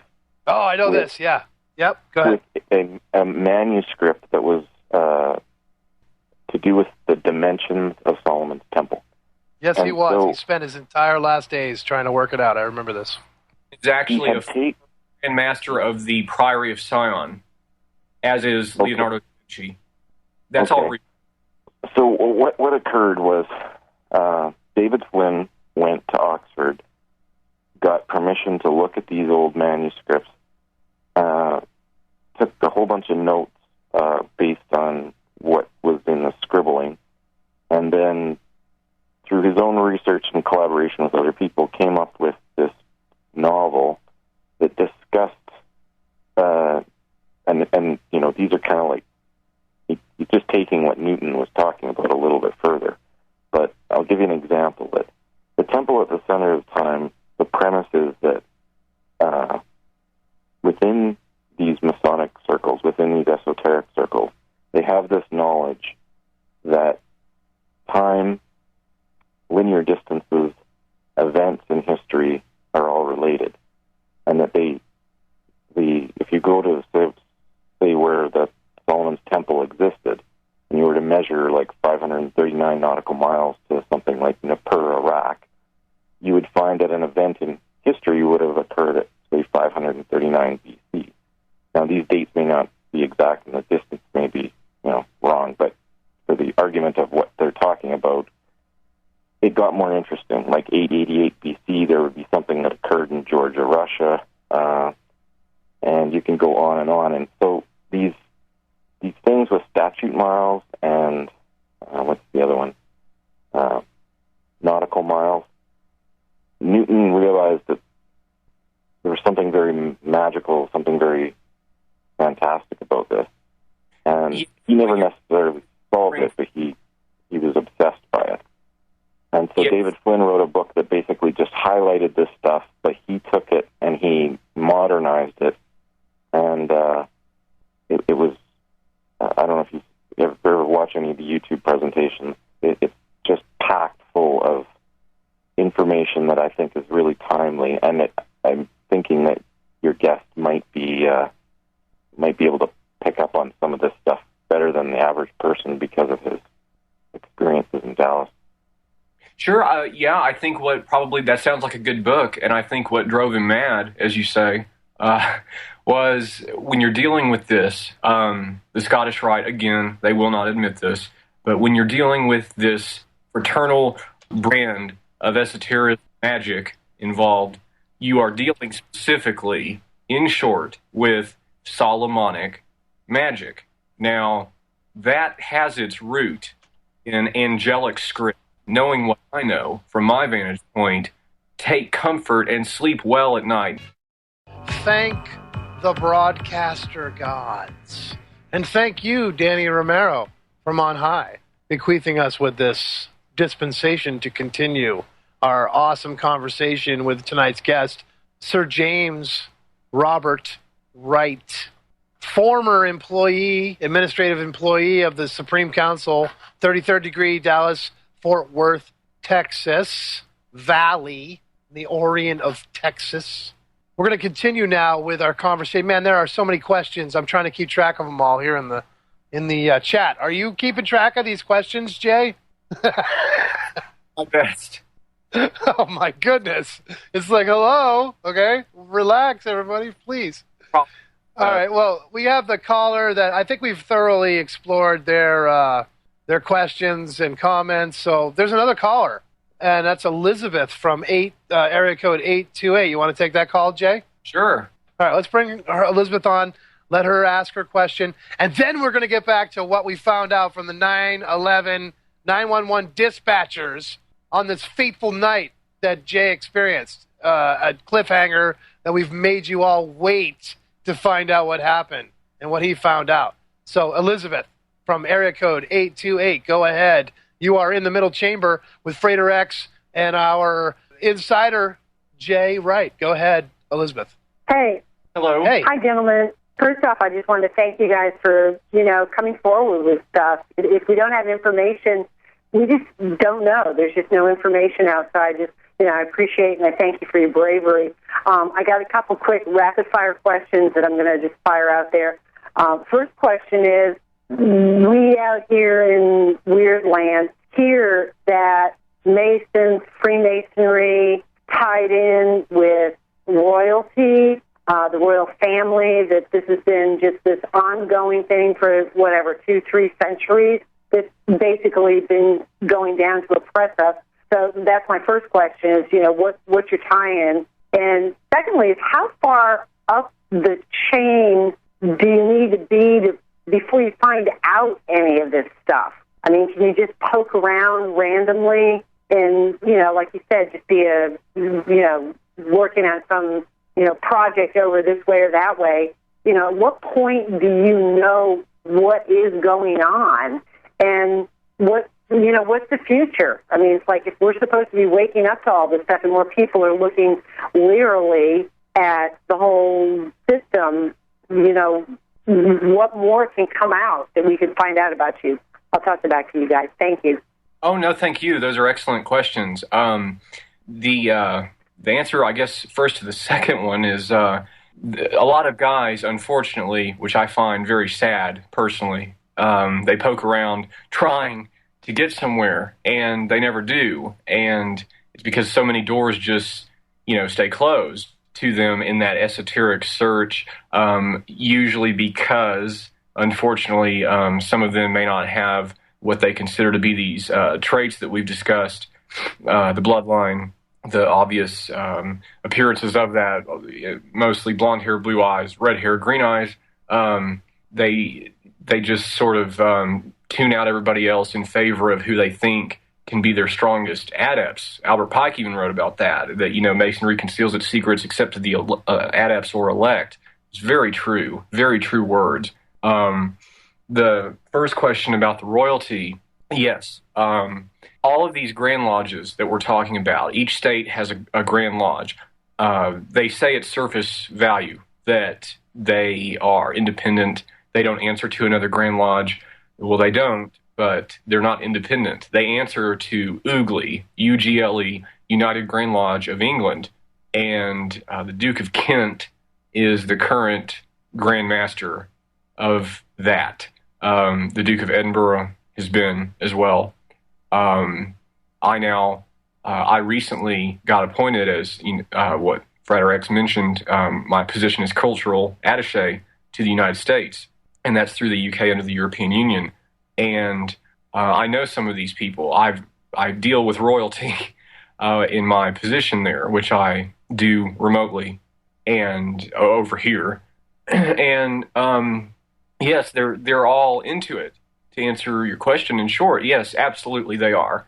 And I think it was even, just to show the sort of the paradigm shift we're dealing with here, I think it was 1956, if I'm not mistaken, somewhere close to there, in the 50s, mid-50s, Time magazine listed as their man of the year, Queen Elizabeth II. So they're very much so into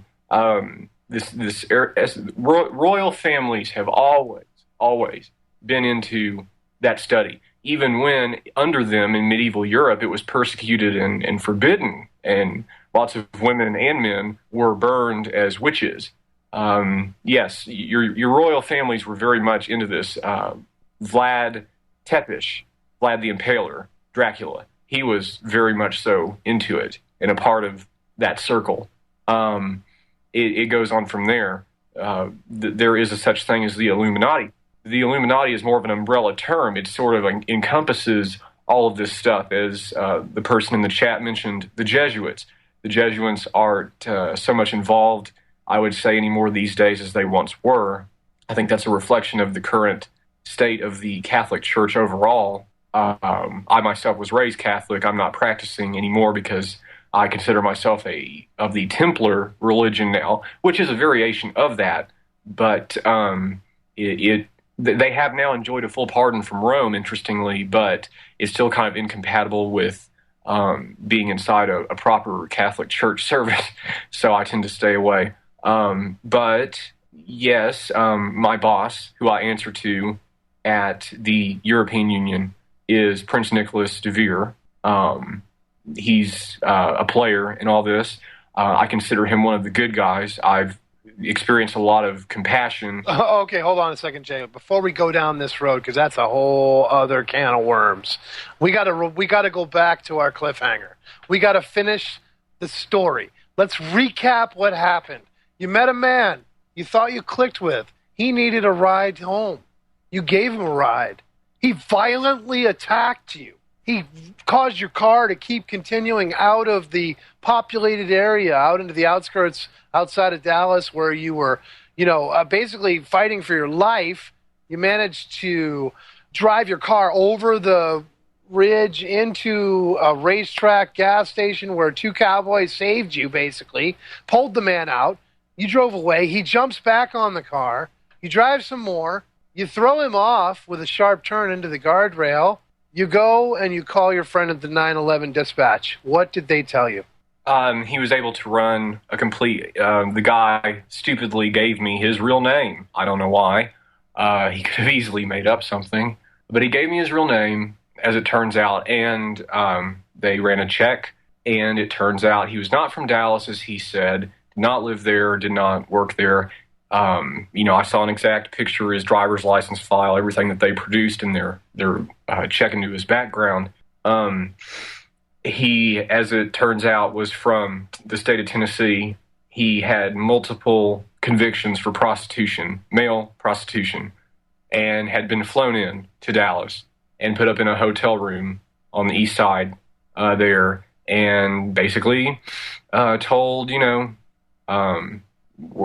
they were following me at that point, so they obviously knew where I was going, and he was, I guess at that point, brought on board and sent in as a person in that position to meet me, deceive me, and get me into the position I got in the car. I was beat up pretty bad. My car took a lot of damage that night as well. Amazingly stood up. I guess it was a strong car. Yeah, and so that's what came out of that. He was for hire, obviously, a prostitute. How much for hire do you get? And brought in to, take this where it would go. His goal that night was obviously to get me out into the country, out by the side with the east side of Dallas with Lake Ray Hubbard, Lake Tawakoni, those areas where it's remote, where you can get away with things that you cannot get away with in the city because everything's on camera. That's how that turned out. And it was very harrowing to me. And ever since then, the beginning of June, I moved. I ditched my entire life there, my friends, my family, everything I knew, to move across country to Minnesota, to get away from Dallas, Texas, because it is the Masonic epicenter of the planet. I need to reiterate that, I feel like, because that led to my decision to leave. And I did, in a sense, flee. And life is much nicer now. I'm not in that thick mess of things, but I still live in a surreal, heightened state of security. And I guess that sort of goes with the patch, you could say. But I just take that into consideration and deal with it, live with it, and go on, because I feel that I have an important job to do. And now I do have an important job to do with my work in the European Union, and it seems to be growing geometrically. So, but these things are real. These are not conspiracy theories. A lot of it is disinformation cleverly inserted into that realm of those websites and things. But that's designed to distract people and fill their heads full of bad information. So they never really get a full grasp of who the real players are, what the real game is, what's at stake, what's going on, and who all is incurring the wrath of this and having to pay for it, kind of like I did in a way. So why did they want to kill me? I wasn't even thinking about working on the book at that point. It was still right after it happened, and I think they wanted to just make me into another sacrifice victim. Honestly, that's my best thought on the matter. Based on what I know, based on what I've researched, that is real. They do that. Maybe I would have been the next mummy being hauled around the stage in the 31st degree. I don't know. But there was a clear and concerted effort to do that to me. I'm sure they would still love to, but the more this comes out, the more I do the work I'm doing, the more the light shines on it, and the more I can breathe, and the weights come off my shoulders. So, I mean, just being here in Minnesota, I'm able to go out again. I'm able to see sights and do the things a normal person does that you take for granted, and then you lose that ability, and it's very sobering. And so this is not glitzy work. This is not something that everybody sits back and laughs and has a good time and has fun, because it's serious work. It's difficult. So I mean, Elizabeth, her compliments on everything, those are reminders of keeping your head up and keeping your inertia going. Because if we don't, then my God, the situation the world is going to be in with these guys at the helm is going to be absolutely awful. Everybody's worst nightmare come true in that conspiracy realm. Because again, it's true. This stuff is true. You just have to break through this barrier of disinformation and come to the correct information. And I sincerely hope I'm able to help and aid and assist people in doing that. So, okay, well, all right, Jay. All right. Everyone listening, listen. If you're tuning into American Freedom Radio, we have a chat room that's going full blast. It's at middlechamber.chatango.com or at my show website, which is middlechamberfx.com. Join the chat. If you want to call in, the phone lines are open at 218-339-8525. We're talking with Supreme Counsel, insider, whistleblower, James Robert Wright, who has written a book called Freemasonry, Cult... give me the title, James. Freemasonry's Cult Abuses, and the subtitle is Human and Gay Rights Controversy. It's through New Falcon Publications at www.newfalcon.com and listed on Amazon as well. Okay, there's some questions that have come up in the chat that I want to address, and we also have our good friend and fellow radio host, Vinny Eastwood, on the line with us, who really was excited to come in and just get in on this historic moment, this conversation. Vinny is a rabid follower of all dark occulted mysticism around the world. Whenever anyone makes a magical sigil of any fashion in the general vicinity of this hungry New Zealander, who is Vinny Eastwood, he's on the spot, man. He's Johnny on the spot. So here he is. He wants to know the skinny. He wants the dirt as well. But before, hey, Vinny, thanks for joining us. Before we hear all that you have to ask and say, we have a couple of questions from the chat that have been waiting patiently to get yours and my response to. One of the first questions is with regard to the Bavarian Illuminati. Wanted to know both of our takes and what we have to say with regards to this. Now, I'll go first, and then I'd like to hear your take, Jay.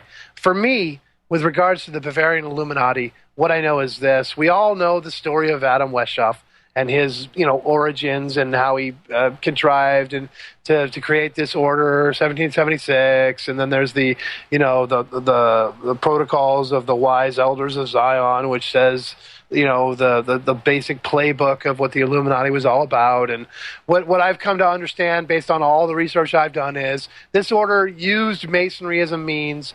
They infiltrated it as a means to recruit members for its other secondary order, another classic example of a pendant body attaching itself like a pilot fish parasite to Freemasonry and recruiting worthy members to be, brought on board for the cause. And moving forward after the time when somebody was struck by lightning and some evidence was found to expose the whole affair, it moved from Bavaria in Germany to Italy, where it was then taken over by a man named Giuseppe Mazzini, who was a contemporary of Albert Pike's, and I would posit was involved in some sort of global conspiracy. We know that Mazzini was the head of an order or an organization here in America called, in the turn of the century, from the 19th to the 20th century, I believe. It's called the Young Americans, the Association of Young Americans, which was like some sort of strange Fabian socialist eugenics program here in America that was basically from what I can gather, a social mind control experiment, not unlike the Chautauqua movement of America, which is addressed in the works of John Taylor Gatto, who wrote The Underground History of American Education, for anybody who's interested. But okay, now, Jay, what's your take on the Bavarian Illuminati? Well, you described it pretty well in the historical context. So we have that, and we have what the question, I guess, that would be the one everybody asks nowadays: what has that changed into? What has it grown and evolved into? From where I sit and what I see, I don't see some order that meets that is called the quote-unquote Illuminati and meet in a Illuminati building and say, here we are, the Illuminati, yada, yada, yada. It's more, it's a collection, it's an umbrella, sphered grouping of orders. Some who fluctuate, being on good terms, bad terms with the collective whole. Right now, it would seem that the Scottish Rite, despite their best efforts to be running the world, are actually getting more and more on the bad terms with that larger global collective who would look down on Freemasonry from where they sit as a little anthill. They're not too concerned with the Masonic troubles in politics because to them it's insignificant. And that's how far that goes. Like in politics, they say, I've heard the expression before, it's not the politicians themselves. Look to who their advisors are that are advising them on what they're being advised on. It's this control of information. And you can say, oh, well, it's the Club of Rome, it's the Committee of 300, it's the Bilderbergers, it's this, that, the other. Well, yes and no. I mean, those are very powerful billionaire business institution, collective beehive mindsets. But, so is the Bohemian Club. I mean, again, there's a large insertion of disinformation to pull from the truth. And the truth is that you have this old global struggle. A lot of it in the past 2,000 years has been over Christ and Mary Magdalene and that whole issue. The Priory of Zion is very real. I've been approached by members who, as a surprise to me, when at the time they approached me after all this happened, were very sympathetic and compassionate to what had happened. They felt that Freemasonry has committed multiple travesties, even not having anything to do with me in my case. And, they want it to change just as much as anyone else interested in change. And I've not yet met with that type of group of people anyone I would consider to be bad, negative, gloomy, disparaging, or anything. These are very nice, very intelligent, literate, intellectual people. And there's a lot of Christians in it, Catholic to be specific. The head of the what is left of the remnants that hid out for years, that wasn't switched over to the Freemasons in terms of material safeholding of the Knights Templar, their Magister Templi lives in Europe. All this stuff still goes on.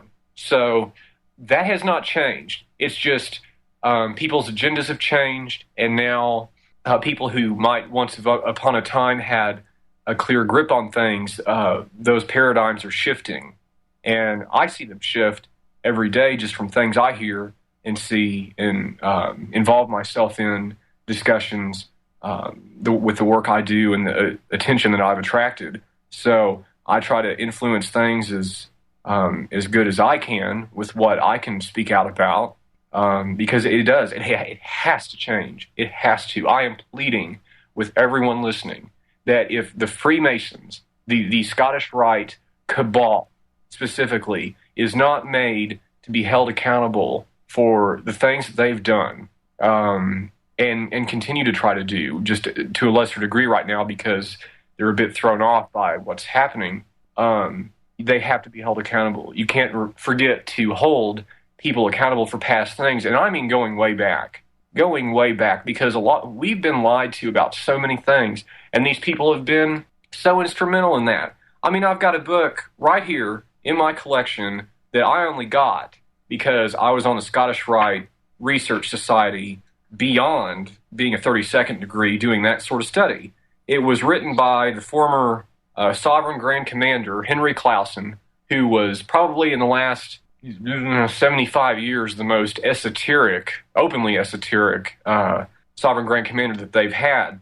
The title of this book is Your Amazing Mystic Powers. And in it, he just kind of goes on a big open spiel about the different kind of things he's into and that the Scottish Rite is into. On one page, page 66, he says, and I quote, "The U.S. government is interested in psychic research and for more than a decade has been sponsoring a multi-million-dollar research program at SRI International, a West Coast think tank. Beyond that, I can't comment or speculate on Defense Department involvement in the field. I can say, however, that the Soviet Union is interested in psychic research. The Soviets take it very seriously at the highest levels, no doubt about it. I have visited their remote viewing laboratory in Soviet Armenia, and it appears that the Soviets are also pursuing their interest in the theoretical possibility of behavior manipulation from a distance." So, as you can see, here's Henry Clausen, former Sovereign Grand Commander, admitting he's been on a tour of these facilities. Yes, it goes on. The mind. Wow, that's a mind blower. That's crazy. SRI. There's more to talk about there. But Jay, let's bring Vinny in. Vinny, thank you so much for waiting patiently. Welcome to our unprecedented third hour in the middle chamber here on American Freedom Radio. Vinny Eastwood, everyone, from the Vinny Eastwood Show. In New Zealand. Well, Frater, I was thinking this third hour, as I was listening into James, was precisely what I wanted to start hearing from the first hour, because in the first hour I heard a lot of you kind of prefacing your understandings of Freemasonry and stuff like that, and I really wanted to kind of just sit and listen to James and to be able to do that. Were you the Anon that was riding me, man, in the private sidebar chat? No. Dude, Somebody told me to shut up. Dude, I'm 6'4" and my name is Googleable. I'm not anonymous, okay? Hey, my favorite color is clear and I like pizza. Go ahead, brother. Right. Well, what I wanted to ascertain was, in fact, how systemic is this infection of Freemasonry? Originally, it seemed to be something that was almost akin with the advancement of personal capacities and making yourself a better man. And instead, now that that willingness to be a better man or improve yourself or the understanding of the world or something of that nature has simply evolved into a co-opting recruiting arm of some satanic abusive cult. And my question is, and it's also a kind of a two-part question, how systemic is it? Is it in the Southern Hemisphere, Northern Hemisphere, and all higher up degrees within certain things? There's a level of certainty that they can be engaging in some form of scumbaggery, and also political Masons, as Frater has talked about in the past. There seems to be like 5 different types of Masons, as you say, bro. And political Masons, I found, have gotten a real good foothold here in New Zealand. I mean, like, that's 4 points. The New Zealand Parliament building is a beehive, and it is built on the same land as the largest Masonic lodge in the country and has black and white tiled floors. The Prime Minister is a 32nd degree Freemason of the Scottish Rite. He's right there on the Freemasons New Zealand website. He's also the head of the New Zealand Designer Society. His coalition partner, like the reason why they've actually even got any power, is a 33rd degree Freemason of the Scottish Rite, John Banks, who's the former mayor of Auckland City. And the current mayor of Auckland City, which is the largest city in New Zealand, I think nearly 1.5 million people, is a 32nd degree Freemason named Len Brown. So those are the 3 most powerful men in the country, all of which from the same affiliate. I would love to hear your perspective on this. And is it isolated at all? Well, nice to meet you, by the way. It is isolated. It isn't. There's always going to be communication going out of D.C. that keeps track of all this as much as they can. You had, for just as an example, something everybody should be familiar with, that shooter in Norway, Anders Breivik, I believe was his name, killed 100 kids. Just disgusting. Well, they plaster his pictures all over CNN. It turns out he's a Mason and all this. Well, the Grand Lodge of Norway, interestingly, puts out a statement, and they say, it's a travesty and we don't condone it. And they don't really take any heat for it or anything like that. It's a very arrogant statement. I'd have to pull it back up. It's out there somewhere. Just Google, Grand Lodge of Norway. Statement to Norway shooting or what have you. But interestingly, those pictures they were putting up on CNN and the other news networks, the apron he was wearing, the symbology on it, which would have displayed his rank as proudly as he was, everybody found out with his videos and this bogus Knights Templar 2100 or whatever it was called business. I've never even heard of it. It's something that was made up for the purposes of all this, this operation, whatever it was. That his apron, the symbol, was of the Knights Encampment, the prominent symbol of the 32nd degree. So it was missed by a mile in public discussion that the Grand Lodge of Norway should not even have been the one putting out this statement, unless they just felt compelled for some reason. It should have been the Scottish Rite. There is a Scottish Rite of Norway who is subservient. In the Secretary General's manual, I've seen it with my own 2 eyes, they are subservient to the Southern Jurisdiction of America. And that Supreme Council, the one I earn my paychecks from.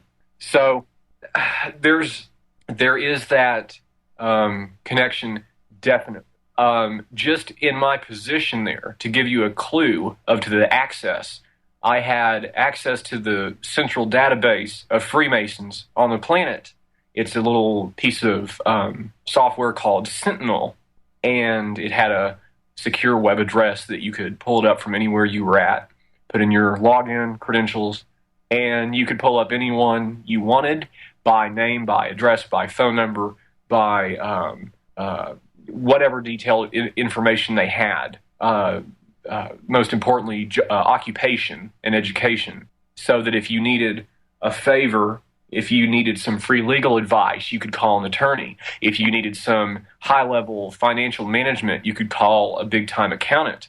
If you needed something's going down in a lodge jurisdiction somewhere, you can get in touch with, hopefully to them, an official in the local government there, mayor, someone on city council, whoever, and try to get their way as much as possible. And if that requires DC shelling out some cold hard cash to make some donations to the local law enforcement, or build a park, or put in a burn unit hospital for children, or whatever they do to look like these wonderful, gentle old men, when quite in fact they're ogres. That's the nature of that. Their power is simply based on the power of networking at its finest. They have perfected it into an art form. So that's my answer to it. Frater, I don't know, how do you feel? Well, I think that New Zealand is unique in that it occupies a separate geographic location. It's so removed from the Western world as it is, continentally to the rest of us. And New Zealand is like a homogenized version of America, I think, in the sense that it has these policies that are employed and deployed, as the case may be, socially within its structure, that are independent of the greater Western culture, as the case may be. No. Well, basically, think of it as exactly like America, only smaller. You know how you've got nice canyons and beautiful farmlands and great people, small towns, big cities, all of that sort of stuff? Exactly the same thing. All the same variation to the landscape and climate and islands and all of that kind of stuff, except it's very, very, very much not that big, okay? Only 4 million people, and it's remote, but it's not isolated, so we're still well up with the play with the rest of the world. But it is an island nation. Very well so it is an island nation. Yeah. You have to say that that creates its own sense of isolation.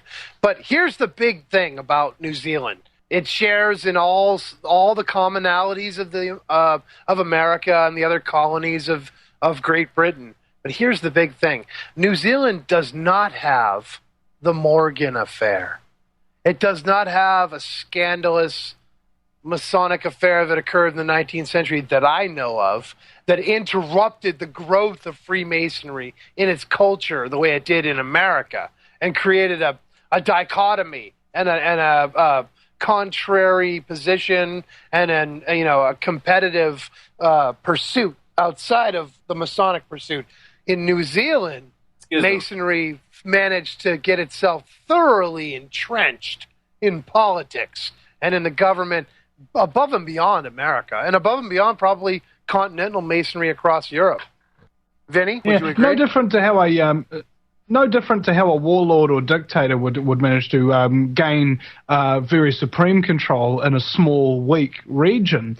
No different, I don't think, as these people are masters at keeping secrets, masters at advancing their agendas through the ranks without people having any clue. Okay, but having said all that, the thing that I lack clarity in, that I am thoroughly ignorant about, is the specific on-the-ground dealings of the Scottish Rite within New Zealand. And what I mean by this, why this is a distinction I make, is because I have discovered in my research that in some areas of the world, the Scottish Rite has already assumed complete and total authority with regards to Freemasonry, offering the degrees from the first all the way up to the 32nd in places like South America and other places in the world. The Scottish Rite already reigns supreme.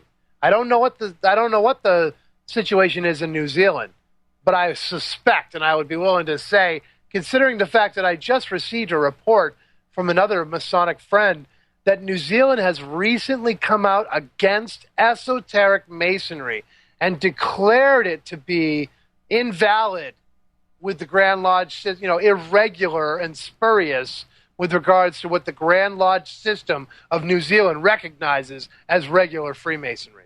Wow. I wonder what the Prime Minister and his coalition partner, the mayor of the most powerful city in the whole country, would think about that. That what they do on a daily basis is not nice anymore. Jay, did you hear that? Did you hear about that in the news recently?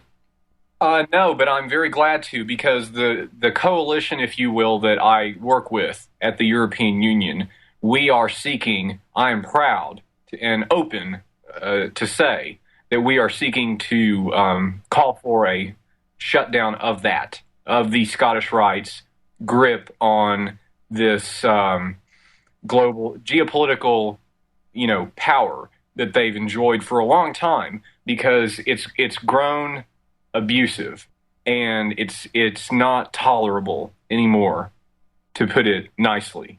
So, no. Jay, this brings us to one of the other questions that came up in the chat from Swami Brian, I believe. His question to us, this is a great time to come here to this point now, was with regards to orders above and beyond the York and Scottish Rite within the universe of Freemasonry. And at this point, if you'd like, you could take the forum in the direction you've mentioned you wanted to with regards to an order that does probably fit that description. Does it not, Jay? I could actually leave you guys to it, because I'm really, really starving. I haven't eaten in like 16 hours or something like that. Been too busy going on people's radio shows and uploading my own to YouTube and stuff. But thank James, you, Vinny. Thank you for coming in. Great questions, Vinny. I really appreciate you bringing your perspective from down under, but I think it's a valid one with regards to global Freemasonry as we are trying to understand it here in the Truth and Freedom movement, Vinny. So thank you so much. Everybody check out Vinny's show, The Vinny Eastwood Show, daily, Monday through Friday on American Freedom Radio. Yeah, it's your daily dose of conspiracy and comedy, because in a world so full of madness and chaos and dark occulted mysticism, if you lose your sense of humor, you'll go friggin' nuts. All right, brother. I'm so glad you can make it tonight. I really appreciate you stopping by. Yeah, and also, James, I mean, if you'd be willing to come on the show and lay it out for my listeners as well, man. I mean, at the end of the day, we're all in it together, and if we're talking about an organization as powerful as the Scottish Rite of Freemasonry, you need all the help you can get and as much coverage as you can get too. And I've also got a radio alliance with about maybe a dozen other hosts, some on this network, some on others, that I'd love to pass you around as well. But it's all on your court, man. Jay, you told me your book is actually selling really well in New Zealand. Isn't that right? Yes, both in Europe and New Zealand. Yes, it is. So yeah, I would be honored to. Yes, absolutely. It's so nice to meet you. By the way, I'm glad that we got to talk. And you're absolutely right. We have to work together. It's only now that this has been starting to come out. Considering my book was published in January, the Scottish Rite exercises such a grip on the mainstream media. Again, another conspiracy people are aware of, but they've been confused with the disinformation injected into the system to make them think, oh, it's the Illuminati, the rapper hip-hop version of the Illuminati that everybody has got on their minds from music videos. No, it's the Scottish Rite. And that's the target here. That's who has to be stopped. Because what they're getting away with is, I mean, folks, it's atrocious. It just gets that dark, that dubious, to where someone like me who wasn't even, I don't consider, I was a paid member of the administration, but I don't consider myself by any stretch of the imagination to have been some head honcho. It was very crystal clear who those people were, and just what they did to me, and having to totally alter my life and live the way I do now, and cross country to a strange place, start over. In a way, it's just ridiculous. It's totally ridiculous that anything has to be in this condition geopolitically on our planet. And back to that subject of other orders.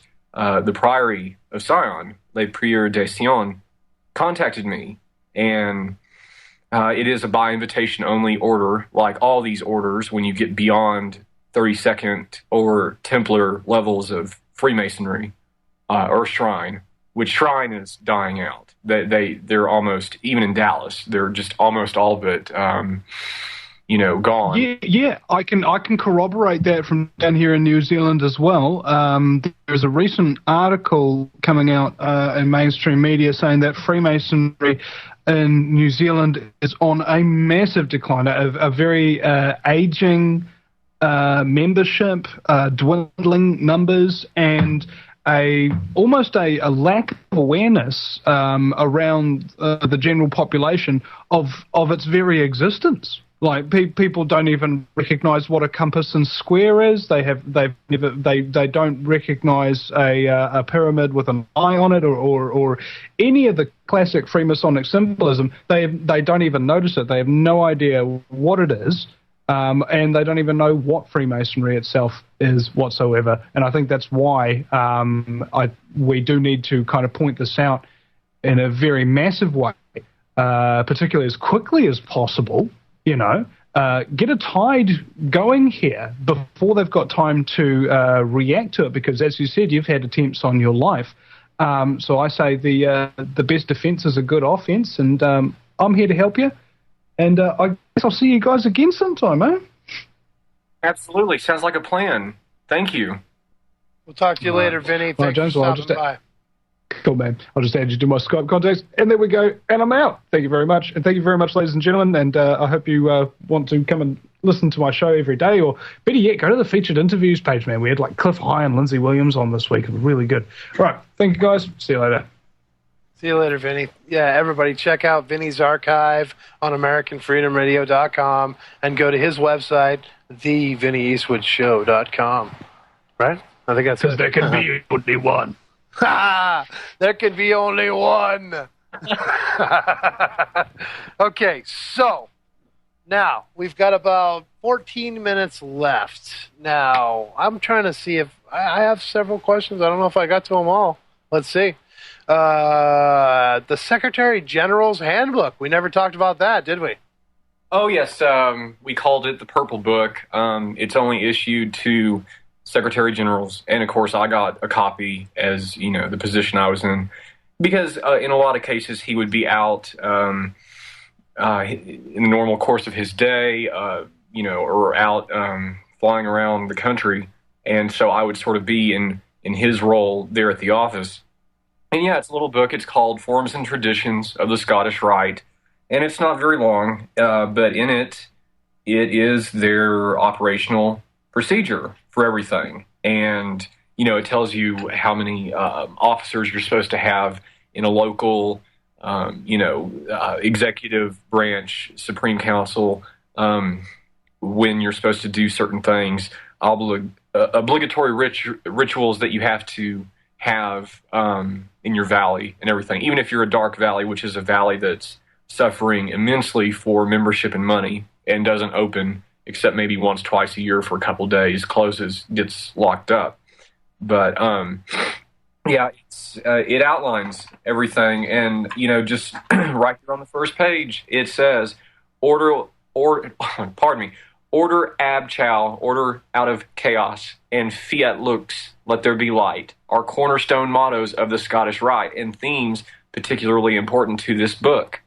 So, and that is true. Once you've gone through the 32 degrees, you know that the order out of chaos is the central system of it's the method to their madness. But yeah, we also talk about, you say, let there be light, but in fact, you already made me aware of the fact that in the Dallas-Fort Worth Valley of Scottish Rite Freemasonry, there are many Scottish Rite Freemasons who are involved in orders such as the OTO, correct? And they don't bring that fact to the light, do they? Yes, it's not because they're ashamed to. I've been to OTO meetings. I'm personally not a member, but I have no problems with them. I think that they're a good order. They're certainly a lot more freer and calmer and on cue with where I guess they should be, than, say, the Scottish Rite. But the OTO members because of the mechanisms in Freemasonry, in particular the Scottish Rite. I have sat and watched them be approached in the normal course of their day and intimidated and bullied and told to shut up, do not talk about the OTO. They do not want their precious conservative Republican country club image to get associated with that publicly. So, in the Scottish Rite, an OTO member is only a Mason. But then over at the OTO, he is both or more.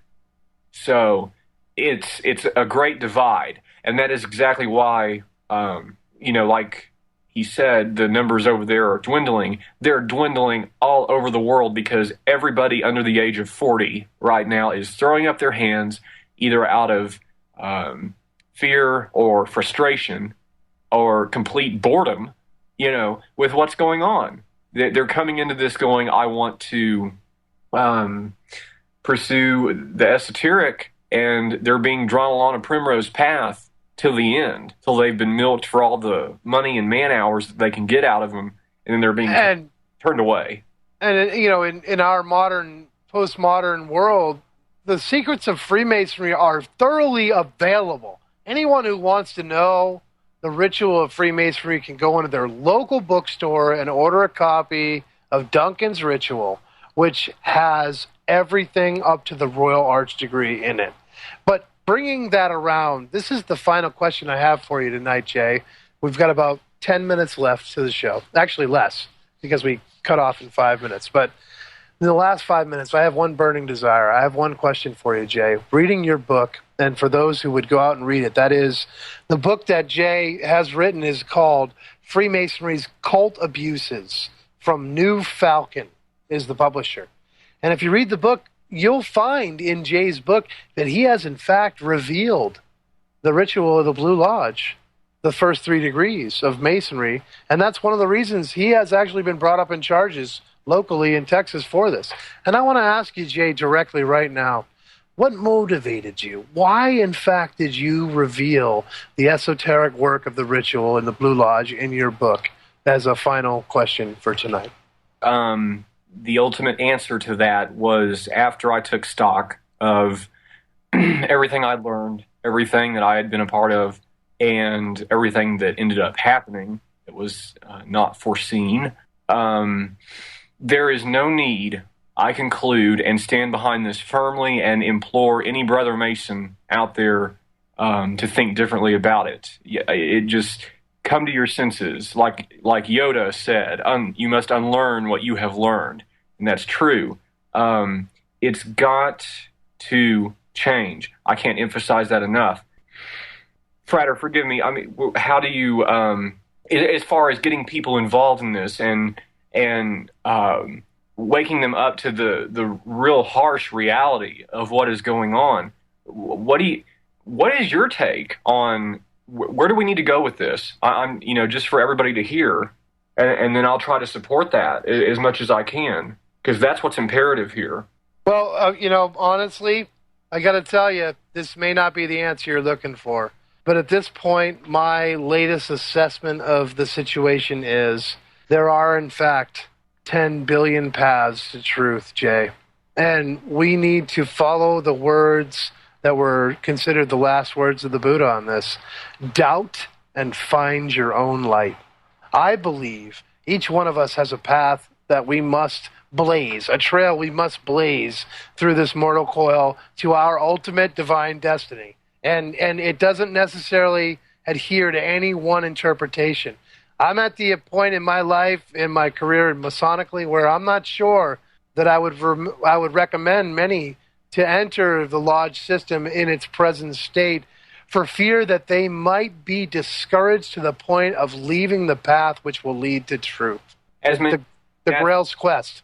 Yes, and to finish answering that question, that is why I believe, this cloak and dagger stuff has to be dropped. There is no point to that. All that is are psychological, Psych 101 mechanisms for mind control and domination and intimidation and fear. The blood-curdling oaths, yes, slit my throat, yes, tear open my left breast, yes, gut me remove my organs, burn them.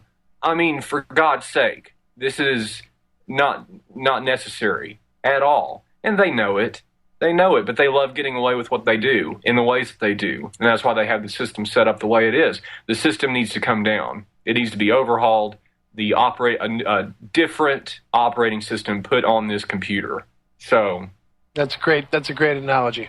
Well, it's one that I hope I get to see come to pass. You know, they try to paint a picture of me that I am mentally unstable, that I have some axe to grind. Thanks again. Have a great weekend. Come back right here, American Freedom Radio. No rules. No rules.